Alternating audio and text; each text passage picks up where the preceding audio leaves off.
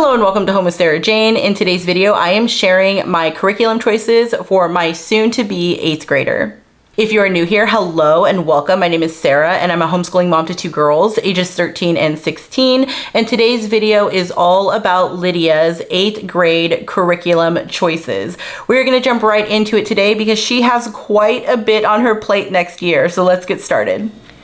Okay, so first up we have language arts, and Lydia is going to be using The Good and the Beautiful's Language Arts and Literature Level 7. Now, normally this comes in like one course book, but I actually print it myself and split the course book up into 4 different little units. That way she knows how much she needs to get done per quarter, and it's just much, it's much more manageable for her, so she likes to have her course book kind of split up. Now, this course covers literature, grammar and usage, punctuation, art, geography, spelling, vocabulary, and writing. Now, she has been using The Good and the Beautiful's language arts courses since kindergarten. So she's pretty much done all of the levels up until level 7 so far. My oldest daughter also likes to use The Good and the Beautiful language arts, so it's just something that we're comfortable with and that we enjoy. Now, I am going to change this up a little bit though, because we are actually not going to be using the spelling in this course book. We're going to be using something else. And I'm also going to be switching up the writing a little bit just because Lydia needs a little bit more help in writing. So for writing, I'm going to add in these little units. Now, these are from Gather Round. So one of them is report writing track and one of them is essay writing track. Both of them have 20 lessons in them, and it pretty much just goes over the basic concepts of writing a report or writing an essay, and it's like bite-sized pieces. So what I'm going to do is I'm going to focus primarily on this as her writing course next year until we get through, both of these, and then we'll just continue on using The Good and the Beautiful's writing. And again, we might do a little bit here and there of The Good and the Beautiful's writing, but I'm not quite sure. This is going to be my main focus for writing.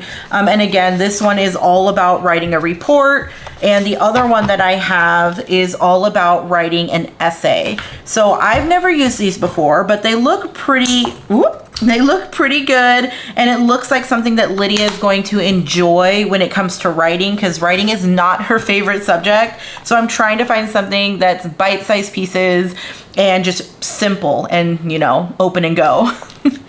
Now, for spelling, we are going to do something a little bit different, like I was saying. Let me show you what I'm going to use. So I'm going to be using these word lists, and these word lists are from Layers of Learning, and this is from part of their writer's workshop. This is the word work printable back here. But Lydia, her spelling, she struggles a little bit in spelling, so the lists that are in, or the spelling that they use in The Good and the Beautiful, is just a little bit more challenging for her than it needs to be right now. So I'm using Layers of Learning. We did the first, I think levels 1 through 3 last year, and she kind of, we just took our time and she just really went through those 3 levels in one school year. So we're just going to pick it back up this school year and start on level 4. And all I do is, instead of just assigning one list, I will go through and find words that she's struggling with, and we'll use those as her spelling words for the week. And I usually do 10 words a week for her.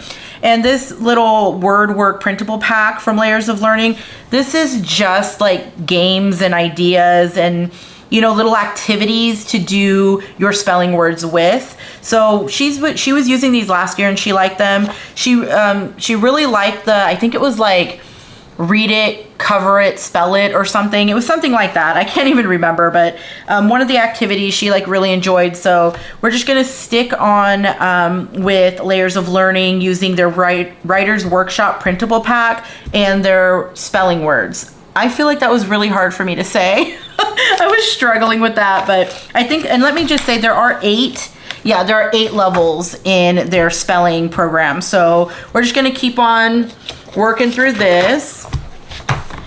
Next up, we have handwriting. Now, she has been working through The Good and the Beautiful's handwriting level 5 for like 2 years now. I don't make her do it all the time. We're just gonna kind of pick up where she left off. Hopefully we'll finish it this school year. But like I said, it's been a couple of years and we've been working out of the same level. I'm just really letting her take her time. Again, she doesn't really enjoy writing, so that's why we're kind of taking this really slow. It's just really important for me that my kids learn how to read and write cursive still, especially because, you know, historical documents are usually written in cursive, so I just want to make sure that she can understand what she's reading. Now, next up we have math, and this is nothing new. We have been using the Good and the Beautiful math with her since kindergarten. So we're just moving right along. This is the Math 8, the pre-algebra course. Again, I printed this and I bound it myself. There are 4 books in this program, and they do have video lessons that she would watch and then do her lesson independently. Now, for the most part, I should say, she does this independently. Every now and again, she'll need a little bit of help, but she actually really enjoys this program. I'm actually kind of bummed because I don't think they have anything beyond pre-algebra right now. So next year we're gonna have to find something else. I do have something in mind, but for this year, we're sticking with the Good and the Beautiful because that is what she enjoys. Next up, we have history. Now, this is a new program for us. We have never used Knotgrass before, and I'm actually really looking forward to it. It looks like it's going to be a fantastic course. We are going with America the Beautiful from Knotgrass. Now, with this course, the one I purchased anyway, it comes with America the Beautiful Part 1, America from 1000 to 1877. And then there is America the Beautiful Part 2, America from the late 1800s to present. And then it also has the We the People book. This is words from the makers of American history that goes along with this course. So I did purchase the timeline of America the Beautiful. This is not something I would have normally purchased, but I think that she will like the simplicity of this one. It doesn't seem like a lot of writing. So I did purchase the timeline. And then I also purchased the maps of America the Beautiful. And again, it does not seem like a lot of writing. As you can probably guess, Lydia does not like to write very much. So that is what I'm usually worried about when it comes to worksheets, is a lot of writing for her, because I know that will not turn out well. And then the last thing I purchased for this course is the answer key and literature guide. We are going to be using the recommended readers or literature with this course as kind of like a read aloud. So I'm just going to be using the books that they recommend for this history program for our read alouds this year, to just make it easier so that I don't have to go through and choose any of the books. Next up, we have geography. Now, last year I started teaching geography using Connecting Continents from Gather Round. My goal last year was to get through 4 of them, and I only got through 2. So we're just kind of picking up where we left off. I do have 2 of them for this year. I'm hoping I could get through 4 of them, but again, you guys, last year that's what I was hoping for and it didn't work out. So I have 2 of them to start and then we will see how it goes. But these are I really like the way that these are set up, and so does Lydia. Lydia really enjoys Gather Round units. She always has. So again, this is a perfect fit for her. But what I like about this is that we don't actually do all the worksheets or anything like that. We don't do all the assignments. All we're really doing when we use this course is the reading, and that is it. Sometimes I'll tie in a book here and there, like a reader, and sometimes we'll do, I'll add in like a, what's it called, like a documentary or something like that. But we pretty much keep this one simple and straight to the point by just doing the reading and moving on. So, another thing I wanted to mention, because it looks like she's doing a lot this year because there's a lot of stuff I'm sharing with you.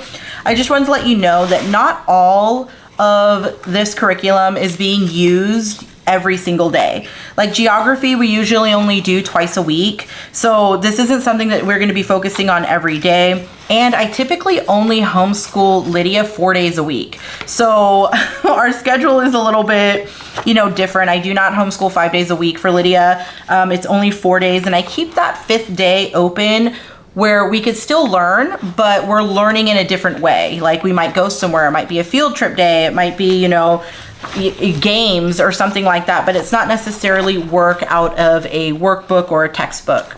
Okay, so that was geography. Okay, so next up we have science. Now, this was a hard choice for me this year, only because last year Lydia did a general science program and it was just like a textbook type of program, and it wasn't her favorite. So I let her just choose some of her favorite science unit studies from Gather Round Homeschool. So she is going to be using the reptiles unit study. Now, when we use Gather Round, we only use it for a specific subject. So we are only going to be using this for science. We're not going to be doing all of like the language arts or, you know, history or any of that. It's just specifically going to be for science. We're also going to be doing North American Birds Part 1. She's actually really looking forward to this one. She loves birds, and a lot of the birds that she wanted to learn about or that she's interested in were actually in this course. And I do plan on pulling a few other readers or reference books along with these courses. So we will be adding a few things here and there, depending on how much she wants to get into, you know, the topic or the subject of the day. And then the last one that I had mapped out is dinosaurs. Again, she loves dinosaurs, reptiles, anything like that. So we will be using this one. We haven't studied reptiles or dinosaurs for a few years. So I really think that she'll get some, you know, fun, exciting information out of these books because, again, it's been a little while and it happens to be some of her favorite topics or subjects to learn about, you know, reptiles, dinosaurs, birds. I'm kind of really letting her guide me on what she wants to learn for science, since we did do general science last year. Now, again, I do plan on purchasing maybe 1 or 2 more. My goal is 1 of these units per quarter, but we will see how that turns out because things don't always go according to plan. Now, for health, we are going to be using Maturation and Sexual Reproduction from The Good and the Beautiful. Now, I used this one a few years ago with my oldest daughter, so I'm using the older version. They do have an updated version of this, but I'm just going to use what I have, and I'm just going to, you know, work through this really slowly with her. I typically teach this course in 7th to 8th grade with my kids, so she's going to be in the 8th grade, so it is her turn to get through this course. And then this I plan on doing just in the first semester, and in second semester I plan on using Health and the Human Mind from The Good and the Beautiful. Now, this is a newer unit, so I do have the student journal to go with this one. Now, I did do this unit with my oldest daughter a couple years ago. My youngest daughter, she just really didn't sit in. I was trying to do it family style with this unit a couple years ago, and it just didn't work out that way. So I'm gonna go through this one with my daughter this year, but I really like that it's all about, you know, the human mind and everything. I felt that this was a really great course when I taught it last time. So I think that Lydia now is ready for this one, where a couple years ago she just she just couldn't focus on it. So I plan on using this for health as well for second semester. And like I said, I do have the student journal that we will be using alongside this. And we will be doing the lesson extension reading as well. So we will be using this course in its entirety.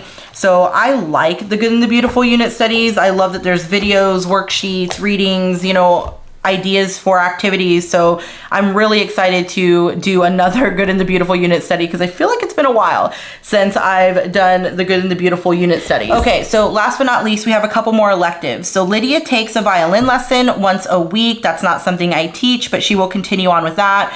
And then she also takes French lessons. Now with French, she'll probably only take it twice a week, and she will be using Fluence French, which is what my oldest daughter was using for French when she took it. So she will be taking French online, and then again, she has that violin lesson with her instructor once a week. So that is everything that Lydia is going to be taking for her 8th grade year. If you have any questions, please leave them down below. And as always, thank you so much for stopping by. You have a great day. Bye.